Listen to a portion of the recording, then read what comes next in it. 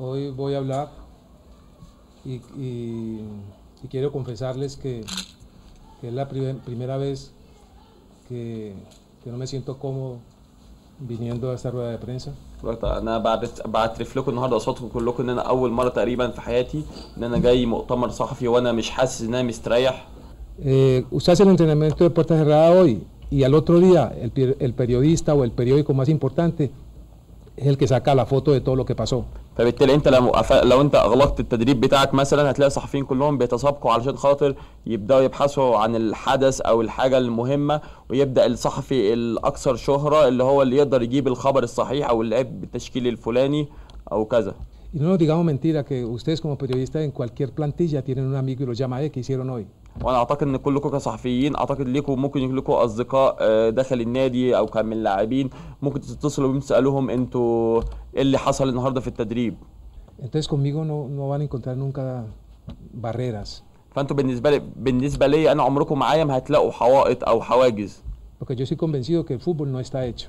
بقول لك عشان انا مقتنع دايما ان كره القدم انت خلال تدريبك انت عملت اللي انت قدرت عليه. Yo puedo encerrarme y hacer unas jugadas espectaculares a que nadie se da cuenta y el día del partido no sale nada. ممكن حتى في التدريبات المغلقه اللي قبل المباراه اقفل التدريب وان انا اعمل خطه مثلا فظيعه او لعبه معينه عشان اضرب بيها الخصم، تيجي يوم المباراه اللعيبه ما تقدرش تنفذها ولا تقدر تطبقها. Yo soy odontólogo graduado y profesor de la Universidad de Antioquia de Odontología.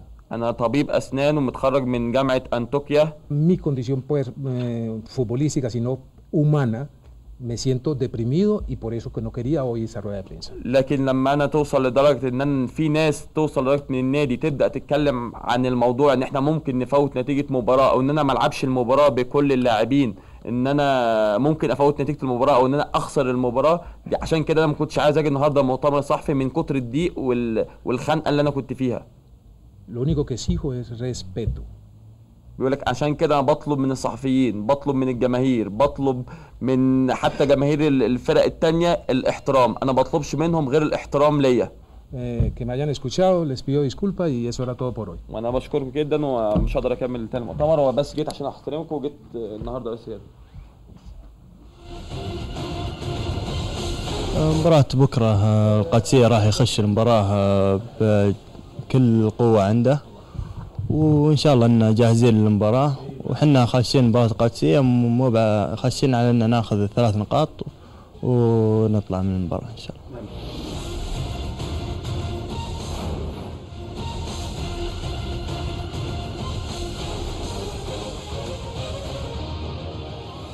فهد اليامي لاعب النصر، لكن قبله كان ماتورانا. حرصنا على نقل كافة التفاصيل التي دارت في المؤتمر الصحفي.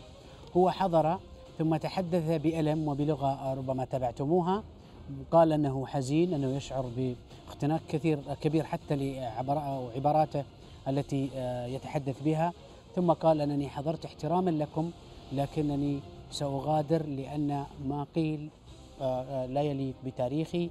هو يقصد ما يتردد في الآونة الأخيرة. ماتورانا بدأ غاضبا، بدأ متألما، بدأ بهذه الوضعية. كيف تعلق عبد الكريم؟ هو لو كان فريق يحقق أقصد مدرب يحقق انتصارات كبيرة ما كان ظهر بالصورة هذه، لأنه لما يكون عندك لما تكون في حالة من الانتصارات وهذا تكون منتجي ولا تهتم بأي كلام. لكن أنا ما شفت الصحفيين قالوا له أي شيء في المؤتمر نفسه. صحيح. يعني ممكن قالوا قبل في الصحف أو حتى صحفيين ما اتهموا، إنما نقلوا يمكن تصريحات لإداريين في فرق ثانية، وهذا مش ذنب الصحفيين. يعني شيء ثاني أنه قال في البداية أنه ما راح تشهدوا مني أي حواجز وسأكون معاكم دائما، وفي نفس الوقت ترك المؤتمر وغادر، وهذا وضع حاجز بينه وبين الصحفيين. إذن أنت يا ماتورانا الصحفيين ما اتهموك بشيء خلال المؤتمر، وإنما كانوا قبل نقلوا وجهات نظر بعض الإداريين. أنت ترى أنه ليس محقا في مغادرة المؤتمر؟ ما هو محق، المفروض يكمل، والمفروض يعاقب أيضا. يعاقب طبعا. مغادرة المؤتمر الصحفي لابد لكل مدرب وكل لاعب احترام المؤتمر الصحفي واحترام المدربين، وأنا يعني أطالب بمعاقبة المدرب لتصرفه بس هو قال غير المناسب. بس معليش، هو قال في حديثه أنه أنا حضرت احتراما لكم، طيب ولذلك أنا أكتفي بهذا وسأغادر. وبعدين غادر يعني قبل أن ينتهي المؤتمر، وهذا خطأ، تصرف خاطئ يعني. حتى غادر قبل اللاعب حقه يتكلم أو يقول شيء في طيب على أي حال نتابع أيضا التدريبات الأخيرة للنصر وقبل مواجهة القادسية، والنصر أيضا بعد في التدريبات الأخيرة كان هناك حديث للمحترف البرازيلي ريتشي، نتابع ماذا قال.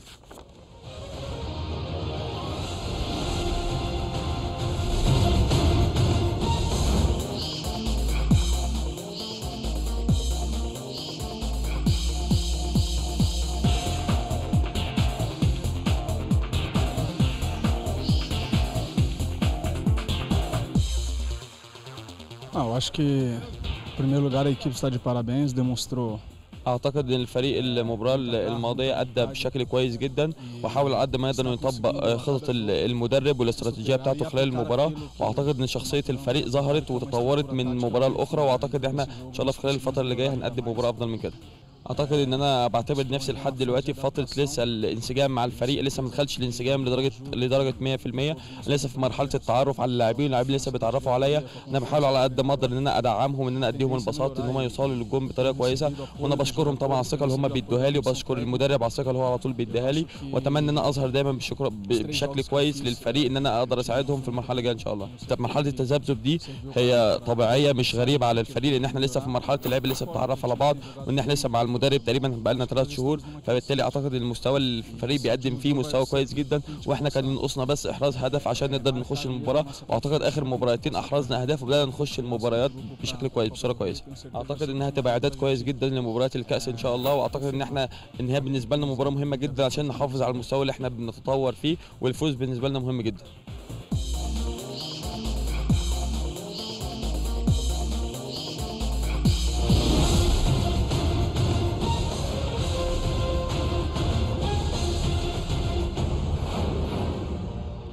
النصر سيواجه أو يستضيف القادسية يوم غد. شكرا للزميل بندر شويعل الذي كان قد تواجد تابع هذه الجوانب من التغطية. مباراة النصر وصل لكأس الأبطال ليست مهمة بالنسبة له كثيرا، بعكس القادسية الذي تهمه هذه المواجهة. كيف تراها أنت؟